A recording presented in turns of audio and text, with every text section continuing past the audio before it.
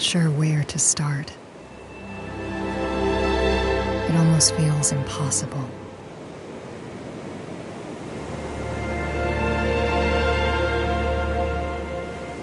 The past meets with the present, fighting for space.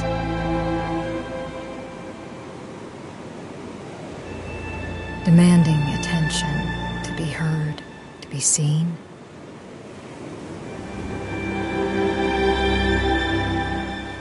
A lifetime worth of memories.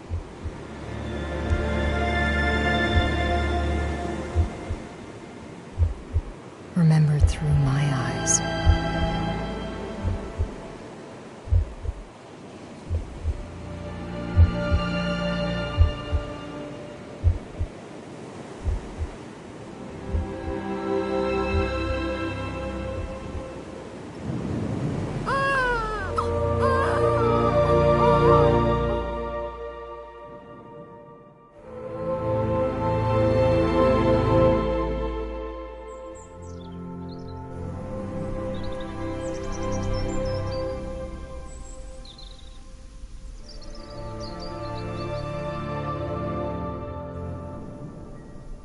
Depending on where we're at in life, our perception of a memory changes.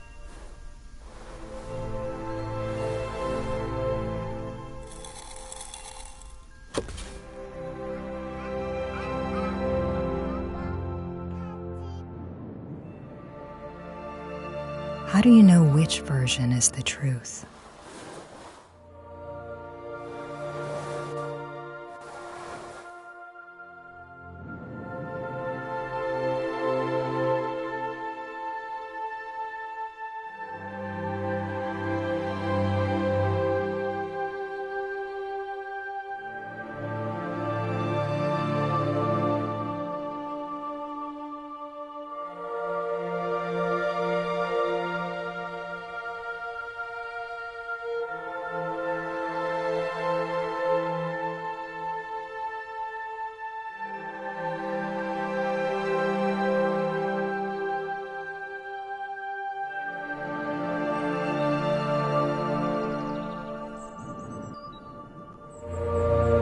I used to think I knew exactly who you were. The idea of you captured perfectly in my mind.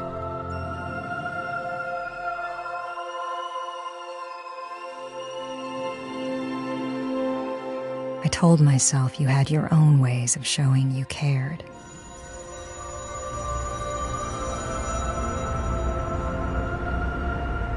Ways I didn't understand until I was much older.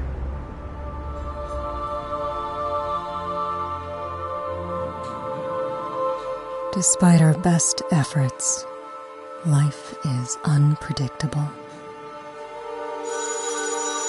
Doesn't care who you are, what you're doing, or what you have planned.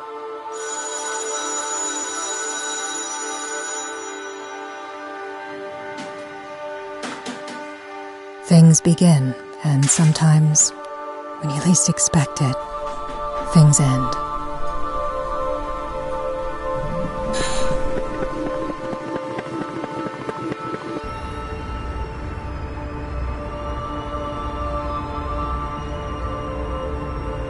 It's hard not to think about how time has changed the memory of you.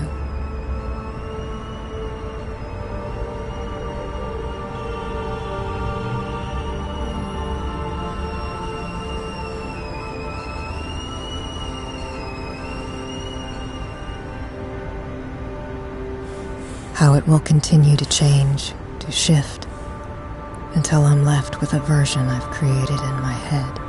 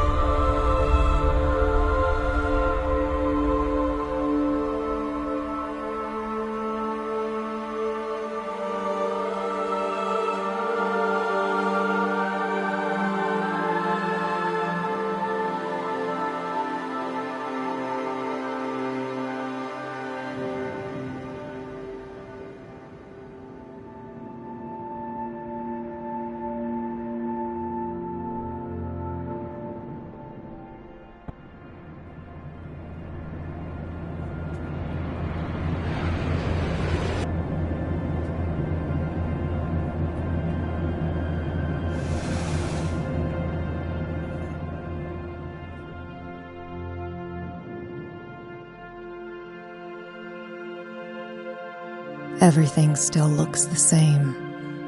I can't tell if that's comforting or not. I don't like looking at the front porch and not seeing you there. You came here to relax, to catch your breath, to be at peace. Maybe if I stay a little longer, I'll feel it too.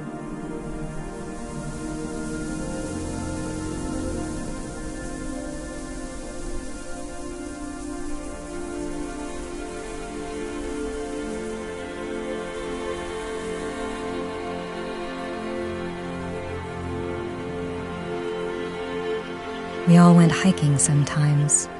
You packed the lunch, Dad mapped the trail. I was in charge of pointing out all the good rocks and trees. But I wanted to wander and see where the trees took me.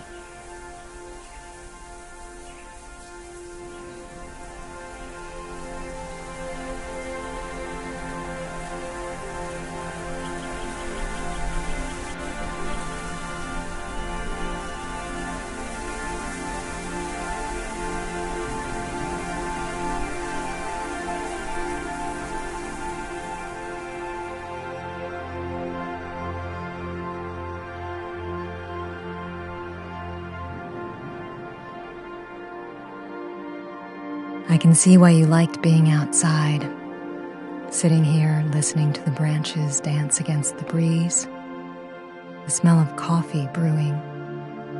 Dad usually brought you a cup.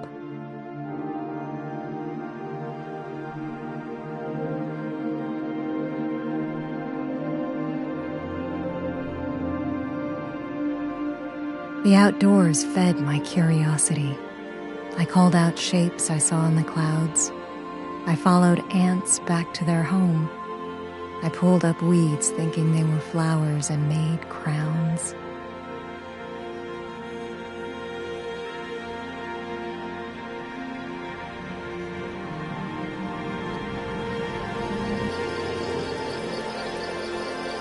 Do we remember things differently?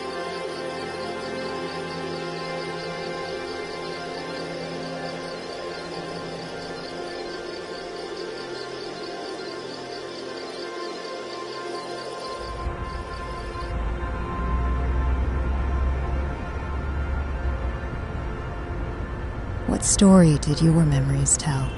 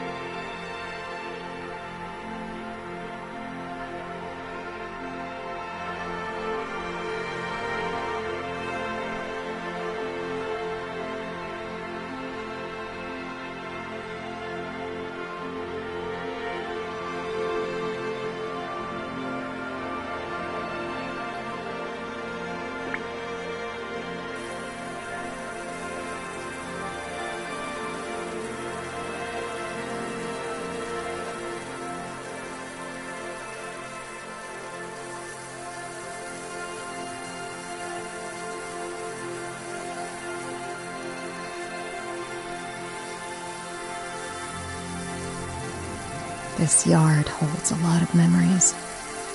Watching you pull weeds, spraying grass with the hose. I'd beg you to splash me with water during the summer and you'd sigh real big. But you would.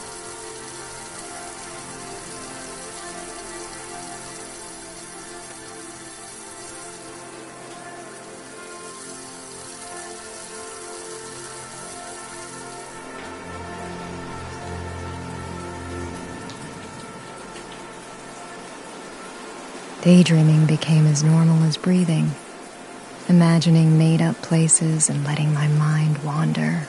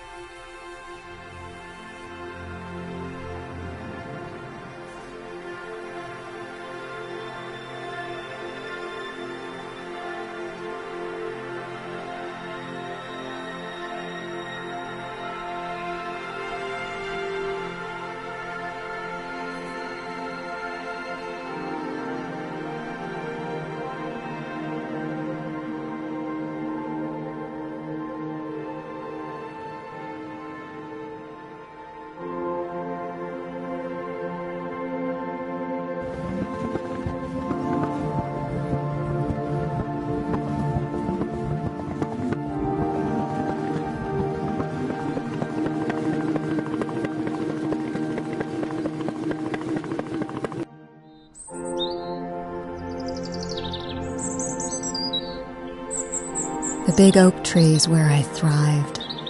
I climbed it so many times my knees were always scratched up.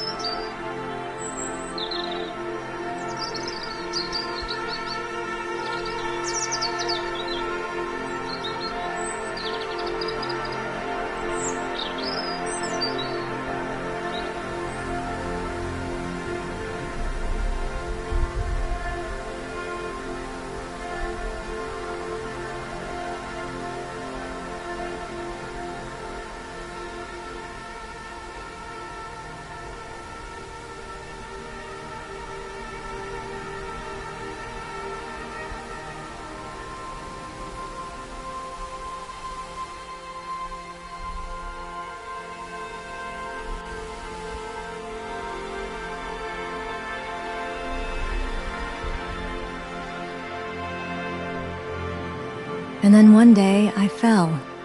I wasn't hurt, just scared. I ran to you for comfort, crying. You frowned and told me it was my fault for climbing too high. You watched me carefully for the next few days. Had Dad cut down weak branches.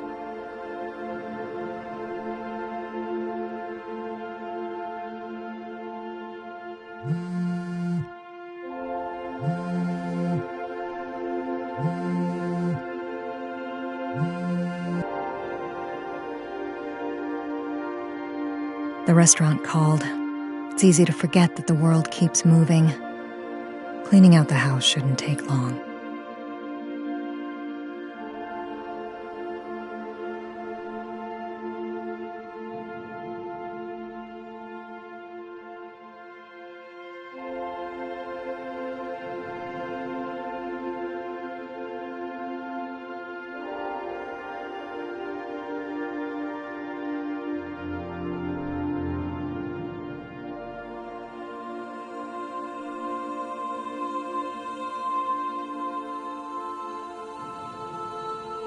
How did I lose touch with what was important?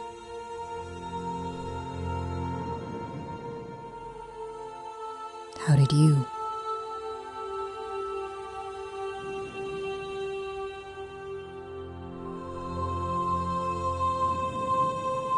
I ask as if you'd have the answer. I'll never know.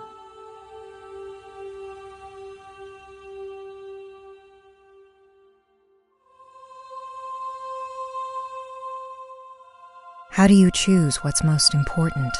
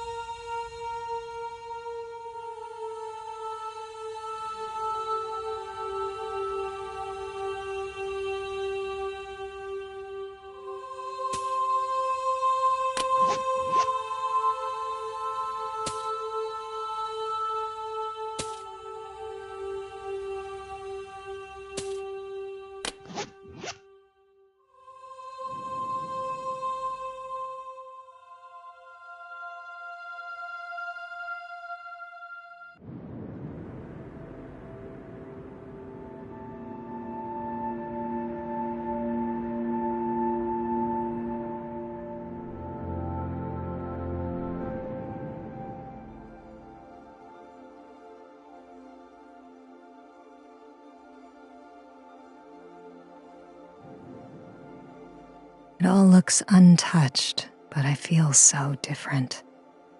Like a stranger that doesn't belong.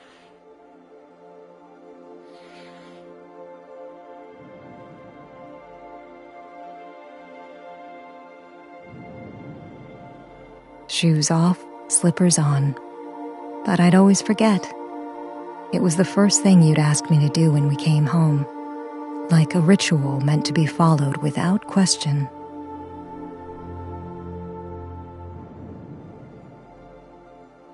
Even now, I find it hard to remember.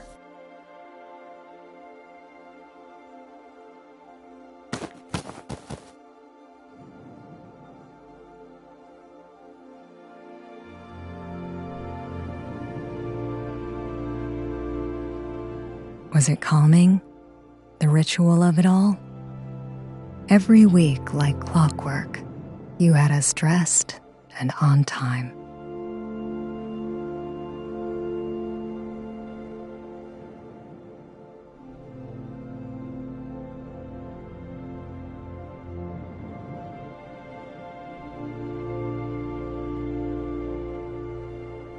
You had the piano since before I was born. You taught yourself to play as a kid, but fell out of it with age.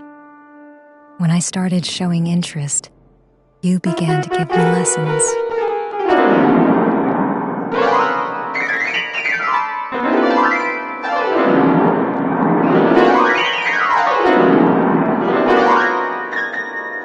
It became hard to separate your wants from my own. My hobbies and yours.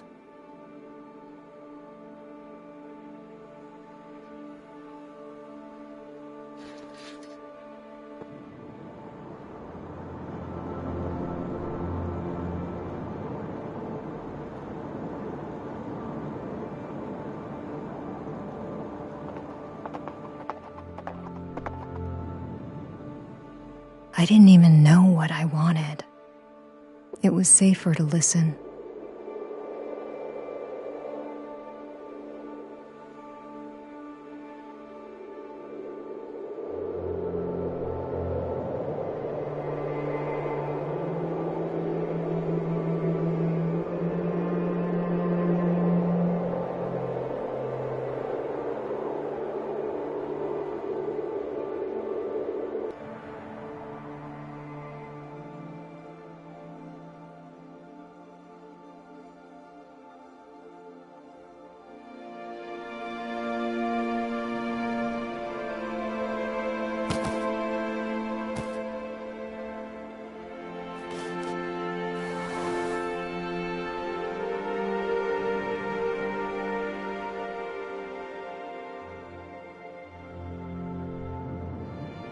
You tried to teach me about my culture from an early age, and sometimes it meant skipping out on time with friends.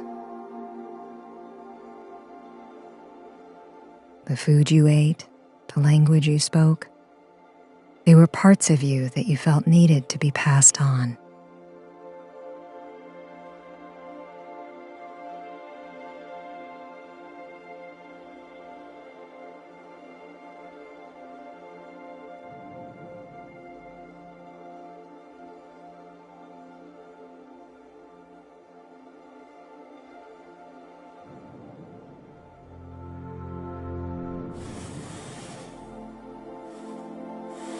We had color-coded dishes. Dad's rice bowl was blue, yours was pink, mine was yellow. You said I wasn't allowed up from the table until I learned how to use chopsticks.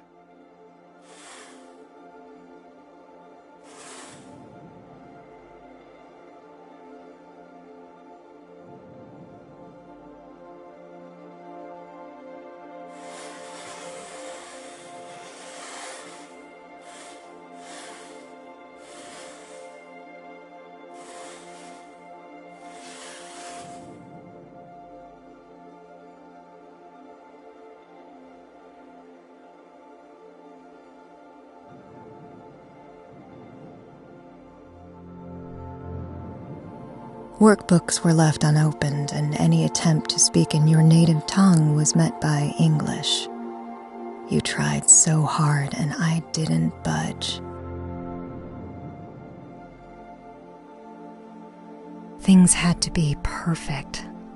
Unlike people, glass can be polished, spaces can be controlled the way we like.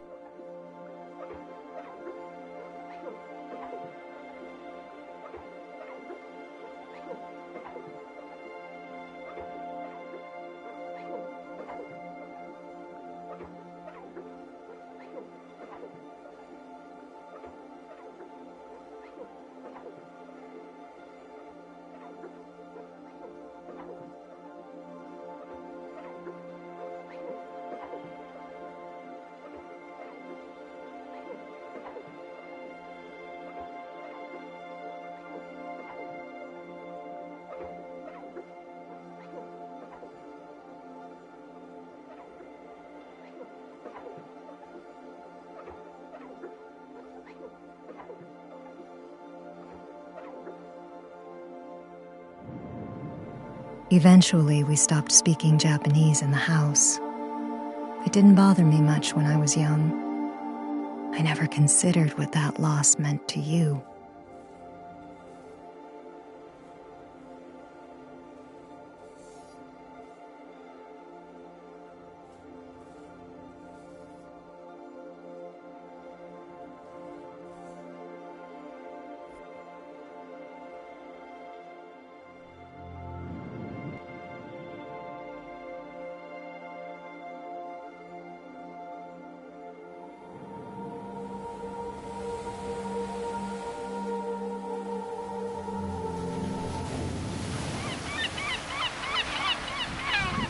I don't remember much from that day.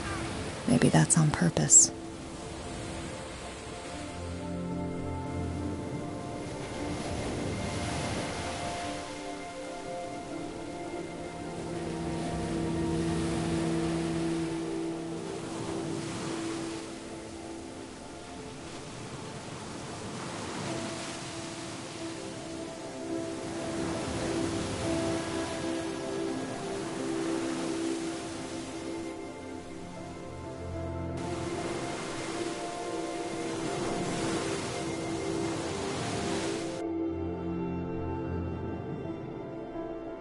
I was pulled to shore, coughing, crying.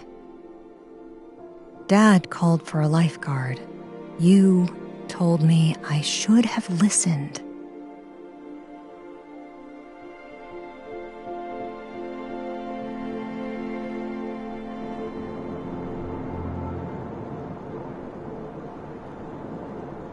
From then on, I told myself that if I stayed in line, I'd be safe. I could control my own actions, my behaviors. Things would be okay.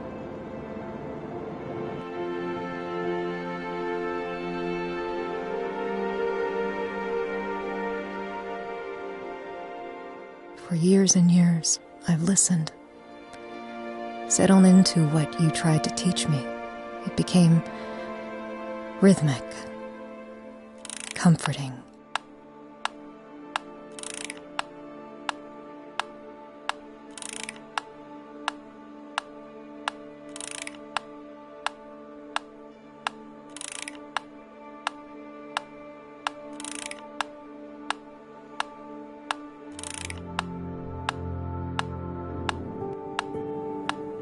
Back straight, arms taut, eyes straight ahead.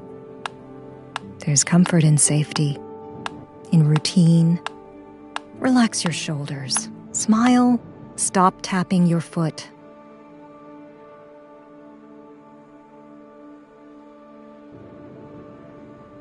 The gift was thoughtful. It showed how proud you two were, and it eased my nerves about performing. I knew work kept you busy. I tried not to expect anything.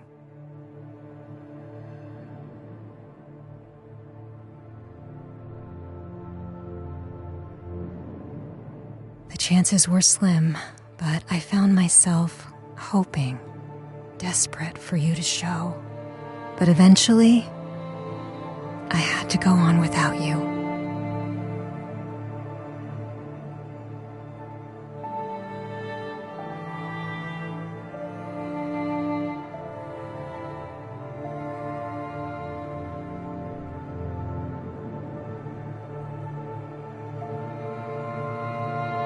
How could you not make the time?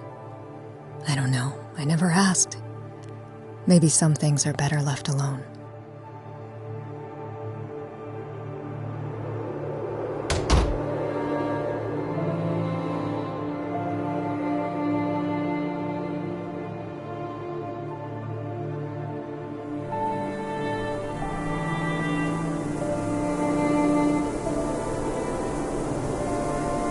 Why did I come here? There's so much I've forgotten, all for good reason.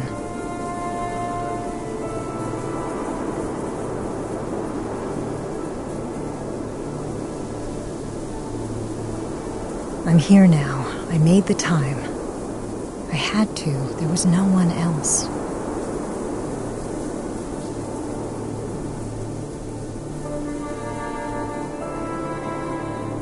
If I didn't come here to sort through your things and pack up your life, who would?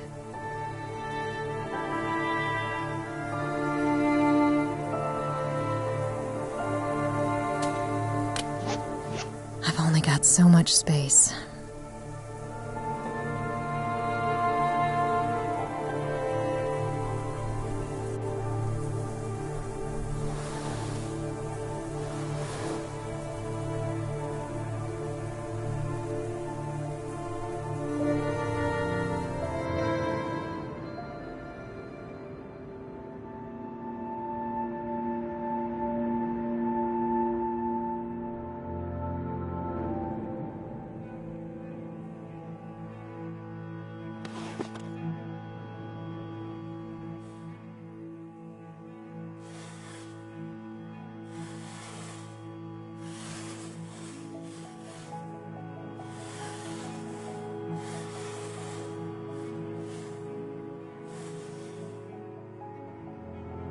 You liked documenting holidays and sending pictures back home. We all dressed nicely, posed with our shoulders back. If Dad tried pulling a face, you'd hit him gently and we'd start again.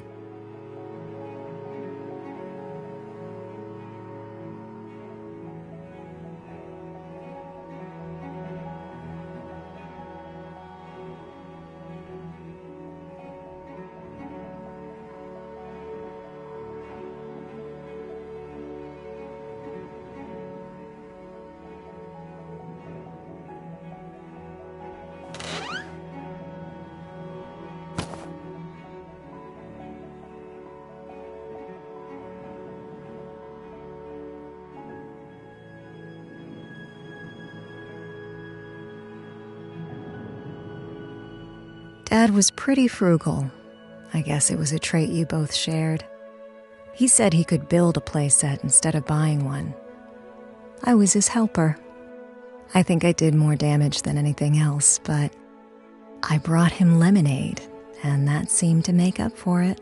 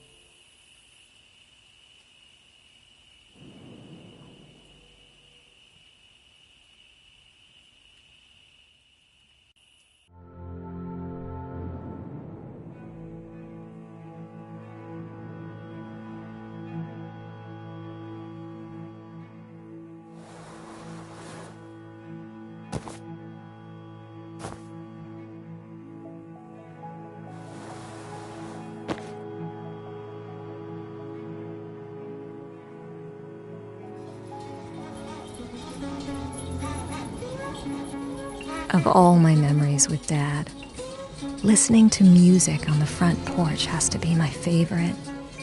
I think that's where I got my good taste in music. He even let me try a sip of beer when I was still a kid. "Don't tell your mother," he'd say.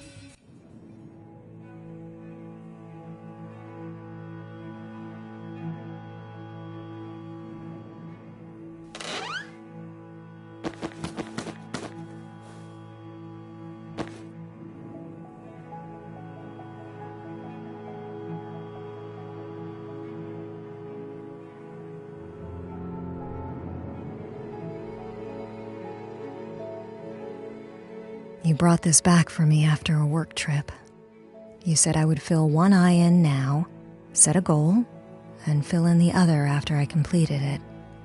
At the time, it made sense to focus on college.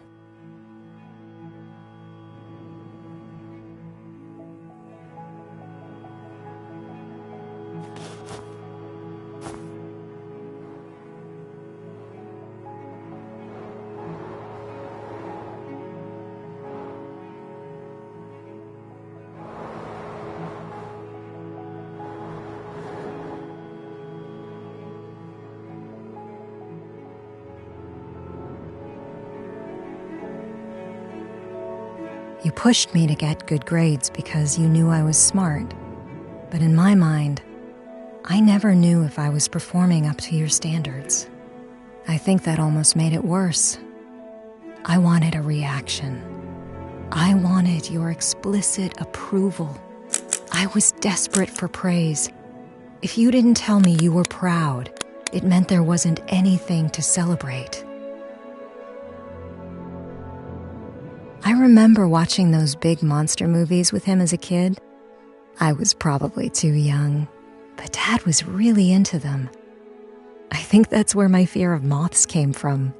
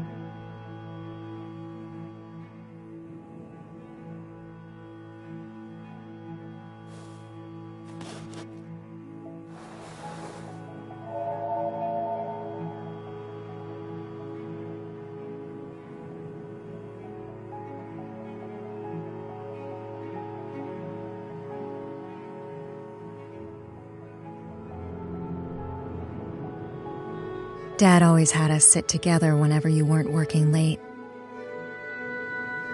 It was a nice routine, something to look forward to.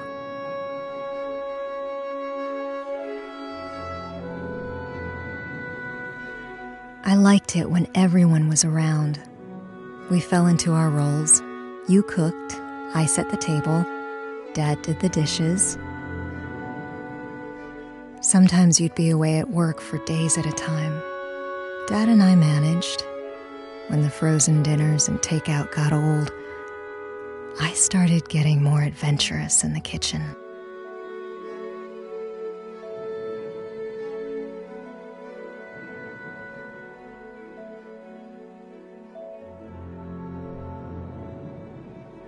Eventually, I took over most of the kitchen duties. You didn't always have the time, and I was good at it when I wasn't making mistakes. Dad was always there to help fix them. We had plans to go to Japan before I went to college. I hadn't been back since I was a kid. I spent an entire summer there with my cousins. We caught beetles and watched fireworks and ate watermelon on the roof. It would be a break for everyone, especially you. A second to catch your breath and enjoy the moment, to rediscover what it meant to be carefree. Everyone was excited, but I had to get accepted first. No one in the family ever had the chance to go to college, so this was big for us. Things were falling into place.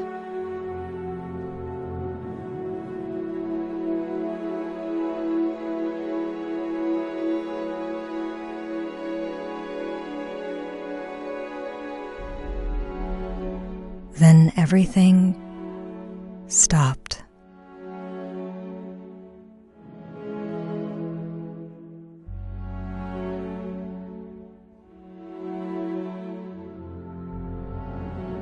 And suddenly I was 7 again.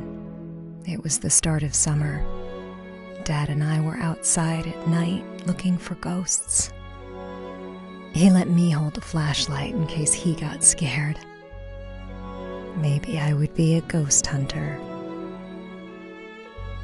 And then I was 16. He drank beers on the front porch. The record player was loud enough for him to hear from out there.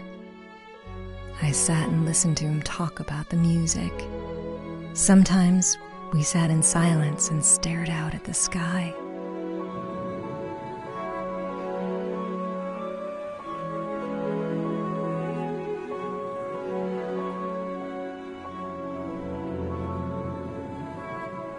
The pain in my chest hurt.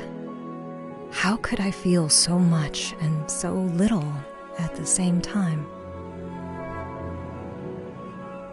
We didn't know what to do.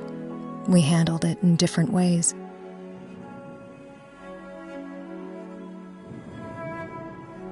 Things went back to normal. Routines started up again.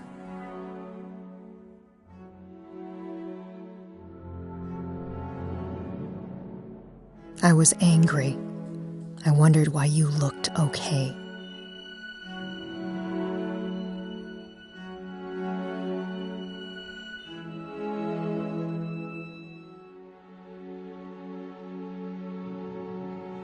I didn't know what to make of you. You were so stoic in the wake of his death, and it confused me.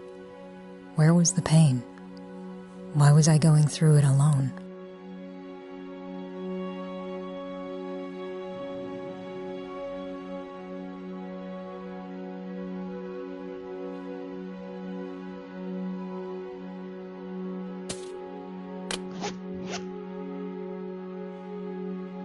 I still don't have it figured out. I'm stumbling through it, trying to understand. I know now that grief is constant and always changing.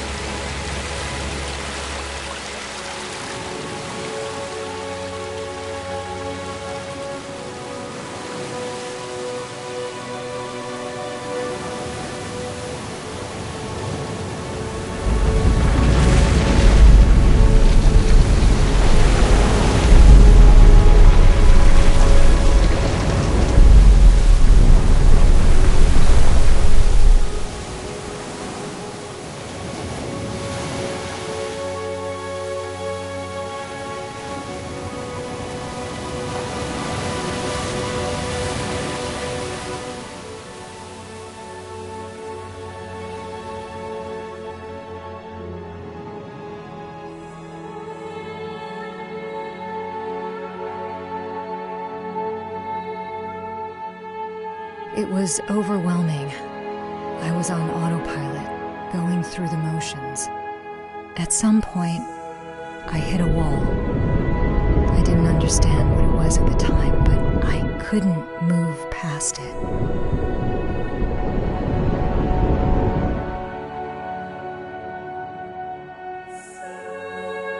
I knew education was important to you and Dad, but my heart wasn't in it. I was distracted, confused, angry. Not even a year went by before I dropped out.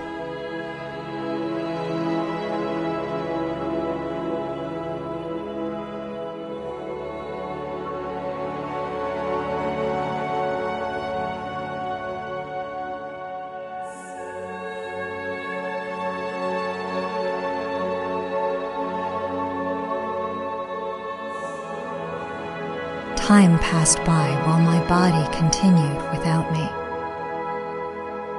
I avoided your calls. I couldn't tell you I left school. It wasn't any of your business.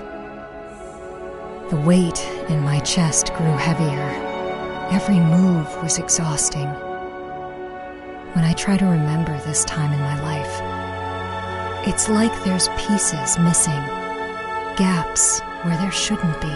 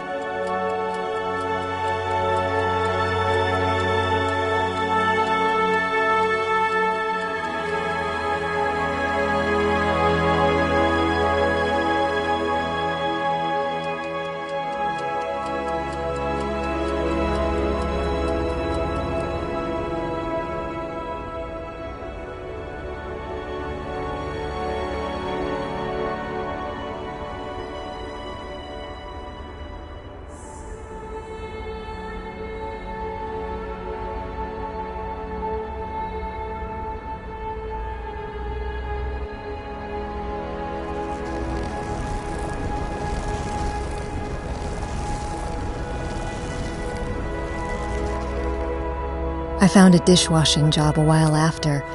I figured I needed something to do, something to focus my energy on. Anything was better than nothing.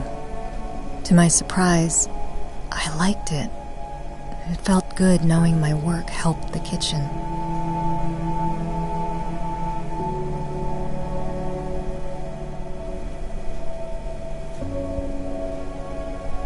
One day I was asked to step on the line because we were short-staffed.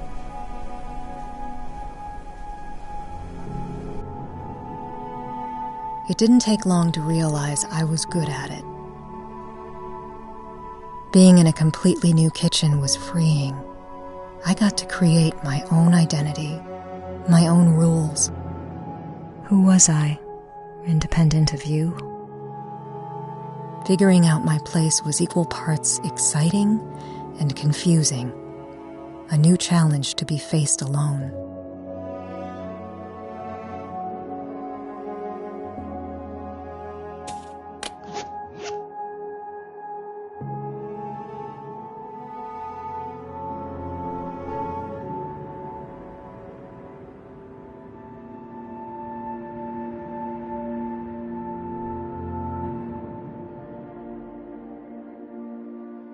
I made so many good memories in this kitchen.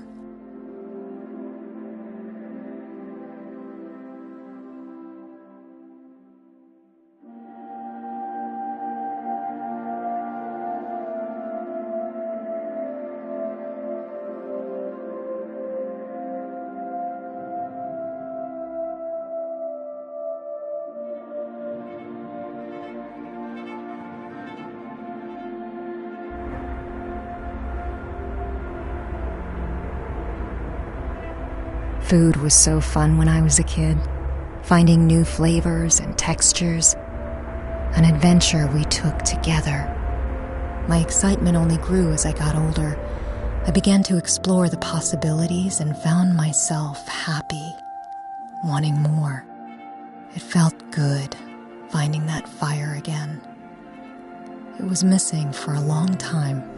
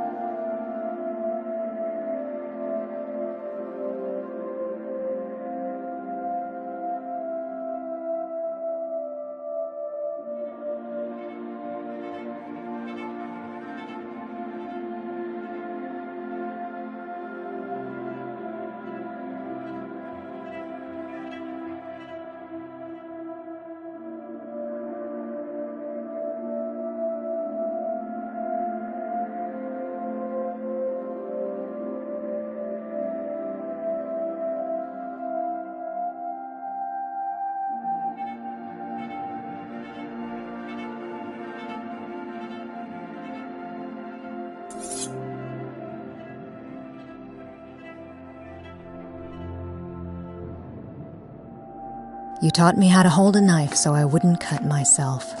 You gave me confidence in the kitchen.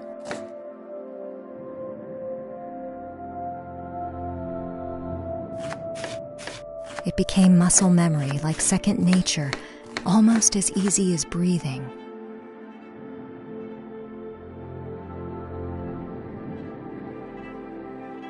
There I was, 6 years old again, trying my best to help you without getting in your way.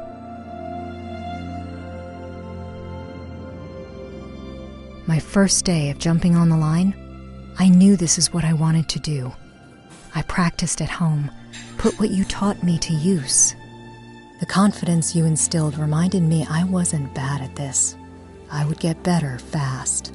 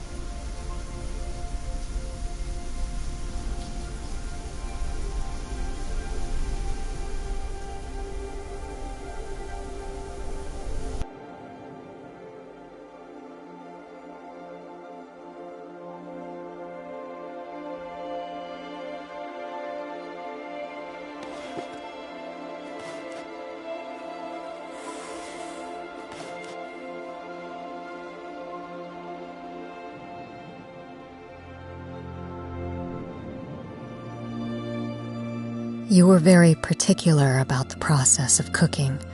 There wasn't room for creativity. A recipe had to be followed. The gyoza had to be folded a certain way.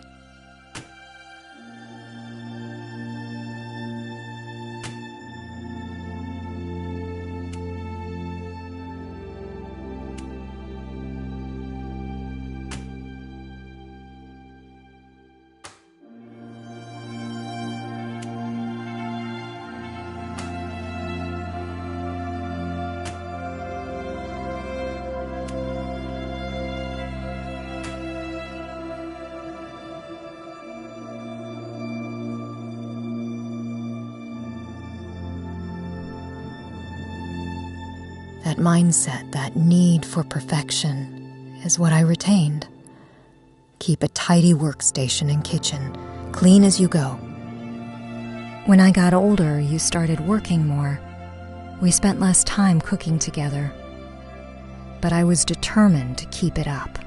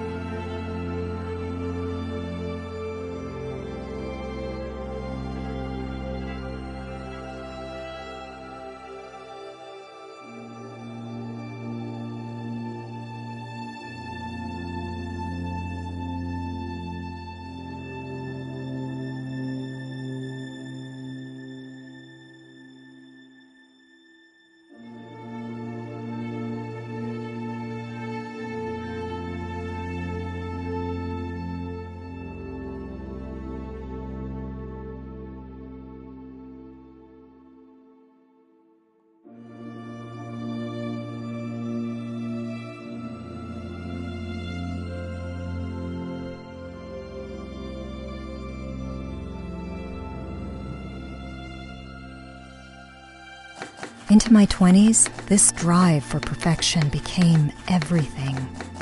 It consumed me. It gave me a sense of control. After many late nights, being the last in the kitchen, that dedication took me to the top.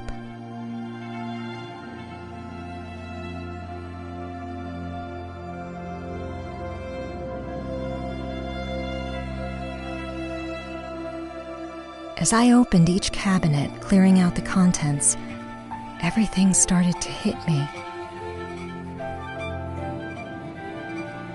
My hard work paid off. I was the one giving orders, creating dishes, curating entire menus. I had control and creativity to do what I wanted.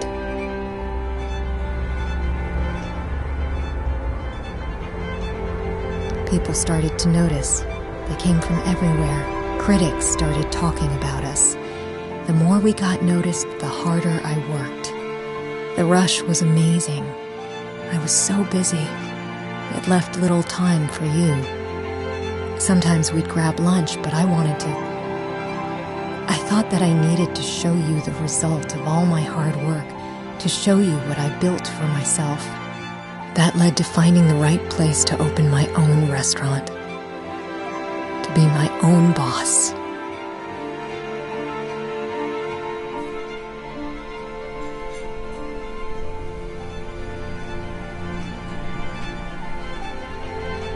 And then, a call. None of it mattered anymore.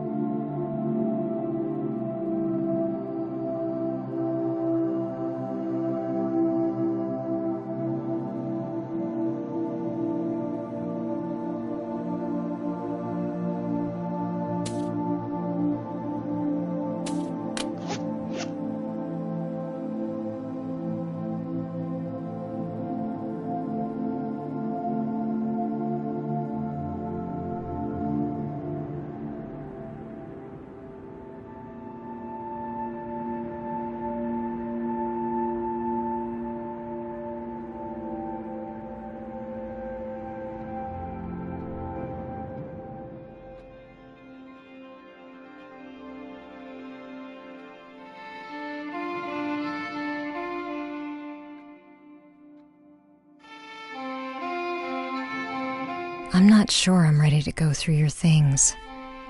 It doesn't feel right, intruding on your space like this.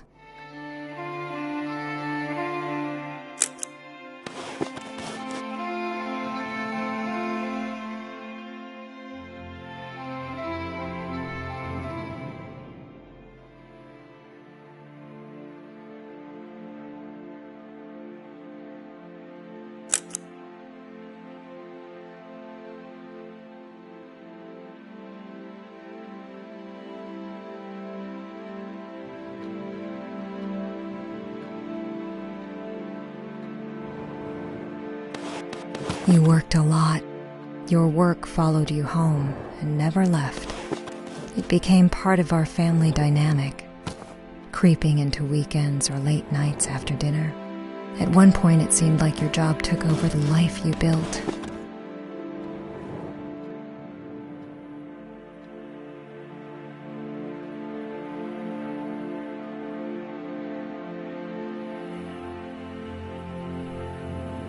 Sometimes I'd still be awake when she came home late at night.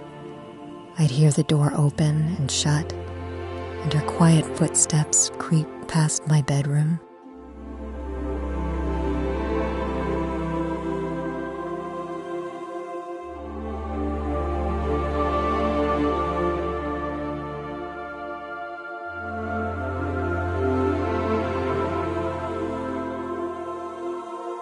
What did you want out of it? The long hours, the hard work away from home. What did it give you? Maybe it was the routine. Each day was different, but there were always elements that could be controlled, especially at home. Even after Dad died, you stuck to this pattern.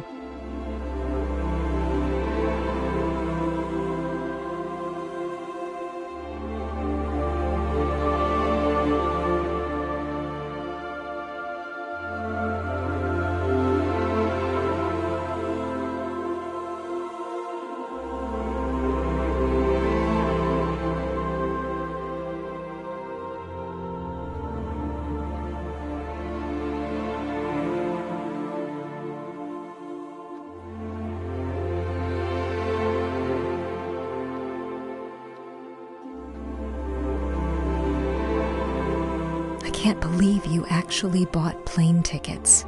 We talked about going to Japan together. It had been a long time since we'd gone back. It'd be different this time. We'd create new memories as adults. But I was scared of leaving my work behind. Everything would fall apart if I left. I tried to tell you, and you just nodded. Sometimes I'd forget holidays. It was late into the night before I'd call.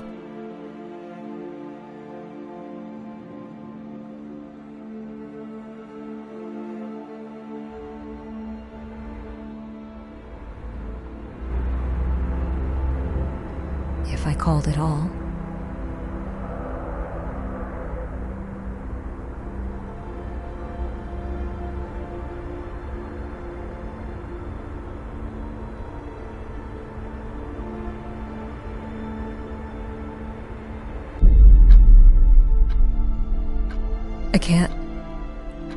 I can't do it. The longer I'm here, the more I think about you. The what ifs, the things I can't change about us. I created an idea of the kind of person you were, but I never stopped to ask if that was you. Time didn't fail us. I did. I need to go.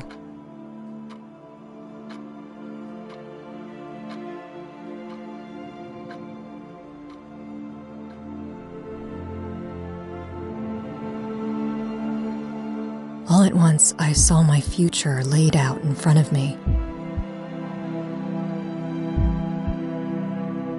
I'd fly back to open the restaurant.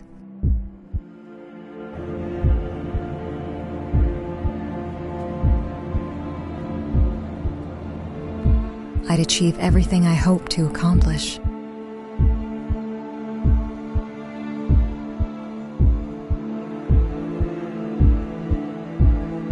Years would pass, and I'd be there, night after night.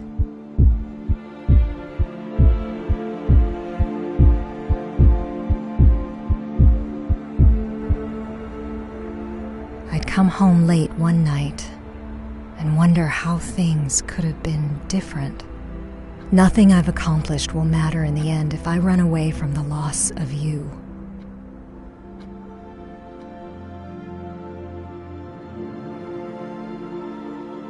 It's not too late.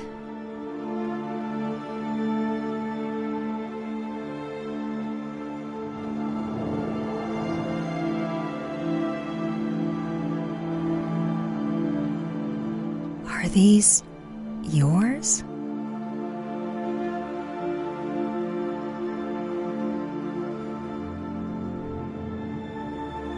How did I never know? What other parts of your life was I oblivious about?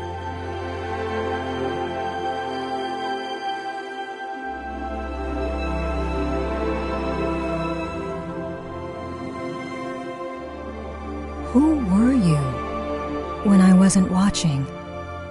When you were all alone? I wish I could have known you more as a person.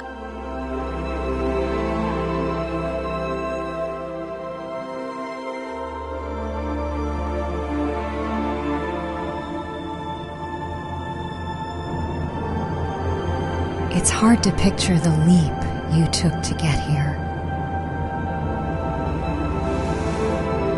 One of the biggest decisions of your life.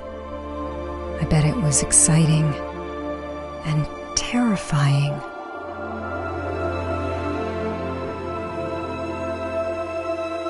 You set foot here and tried to find solid ground so I would have my footing when I ventured on my own.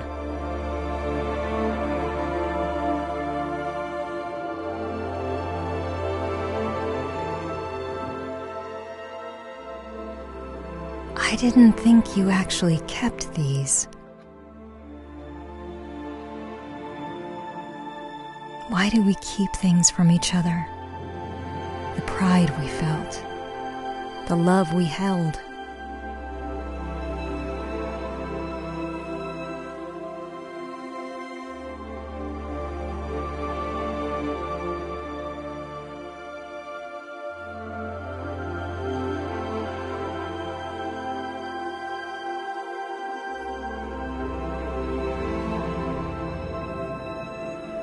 I always thought you didn't care, but you did. I couldn't see it at the time.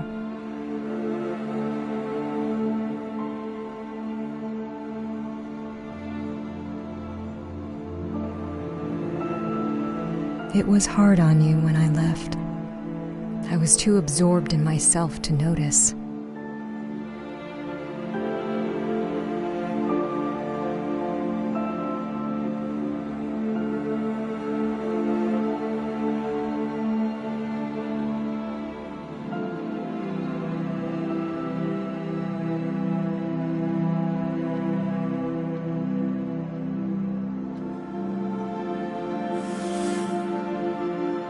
You used to wear this all the time. A gift from Dad, I think. You loved it. You wore it a lot, especially on business. You wanted me to have it after Dad died, but I didn't want it.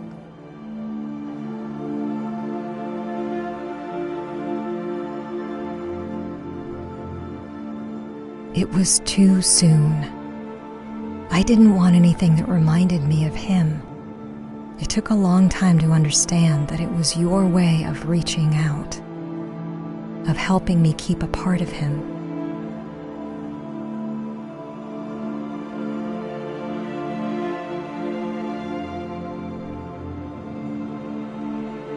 It tore you apart too, but you managed to hide it under the surface.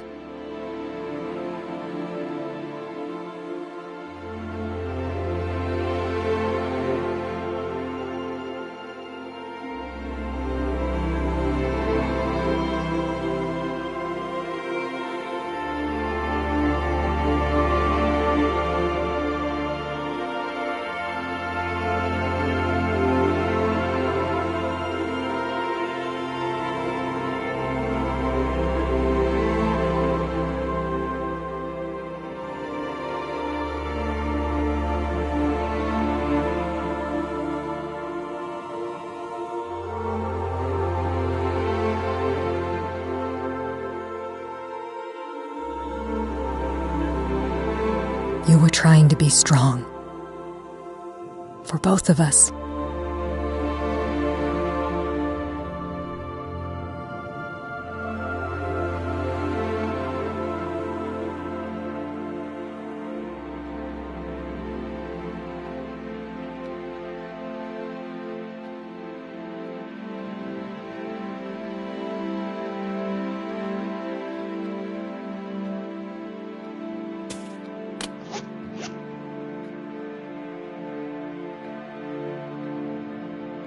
It may be too late to make things right with you, but I need to finish this out. It's the least I can do.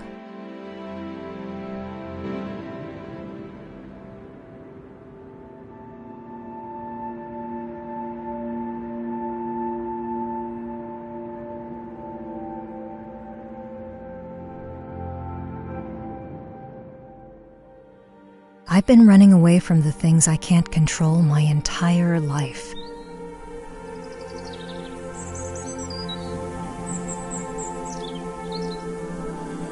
Parts of my life feel like they've been frozen in time, waiting to be played over and over again in my mind. I'm still that little kid. The seagulls are still flying overhead. I can still taste the salt water in my mouth.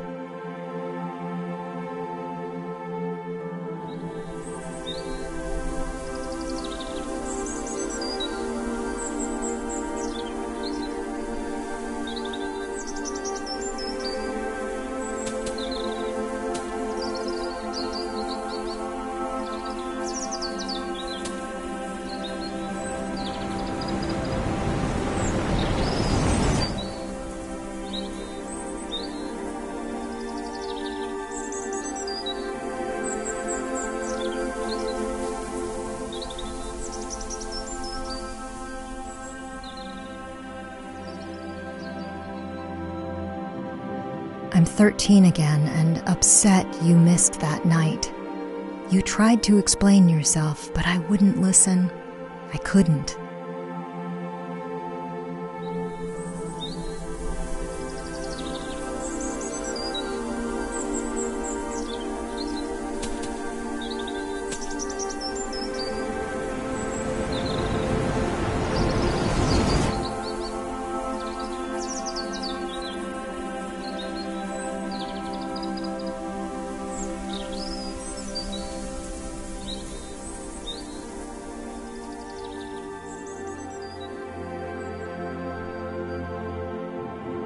I can still see myself on that bench.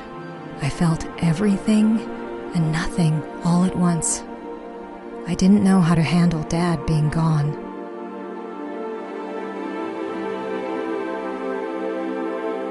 I looked to you as my guide to grief, but you were stoic.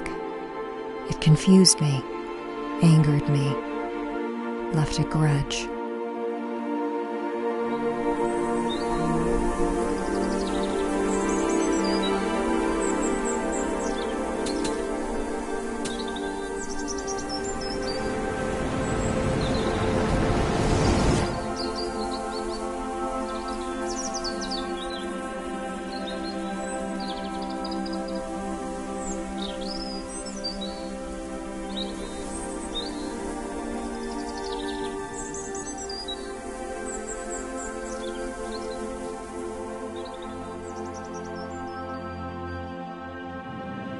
When I got news you were gone, it was like my body moved without me.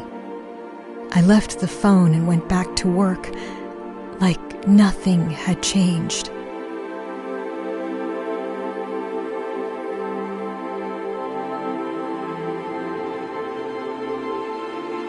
I couldn't help but picture myself leaving. I wasn't ready to confront it.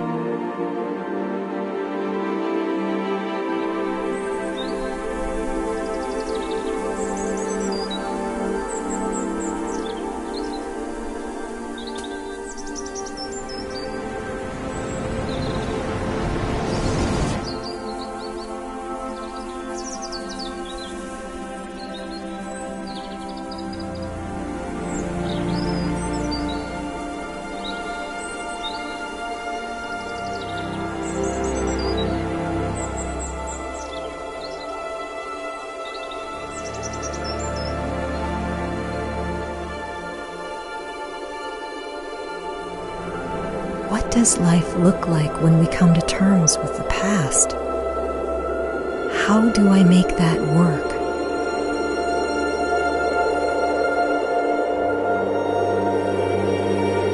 Maybe I'm not supposed to know.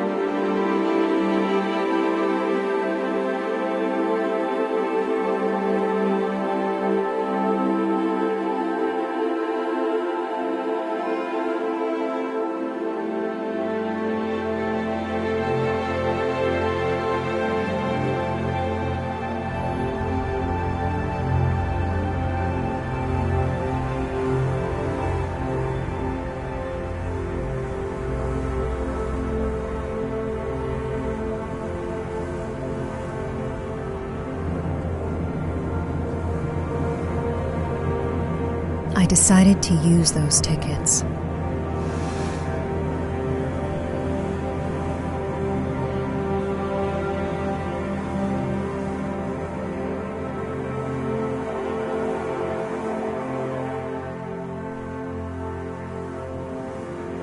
I'm hoping to get to know you better, who you were, where you came from.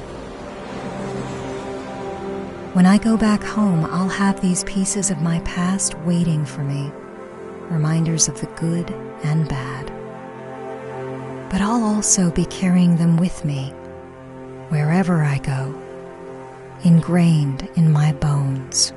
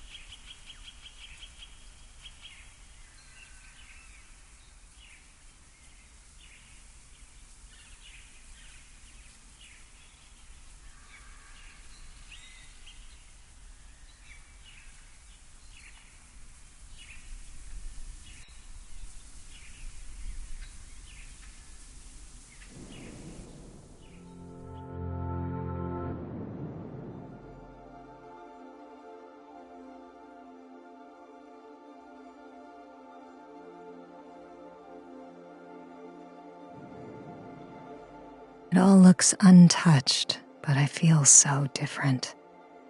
Like a stranger that doesn't belong.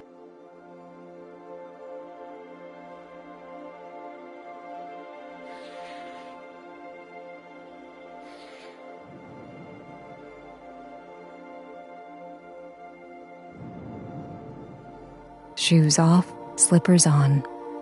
But I'd always forget. It was the first thing you'd ask me to do when we came home.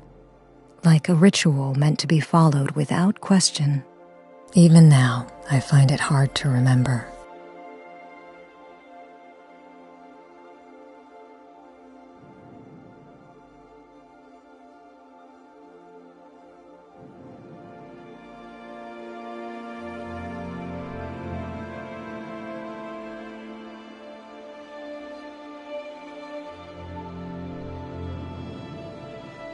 How do you know what to keep, what to get rid of? There are some things I can't let go.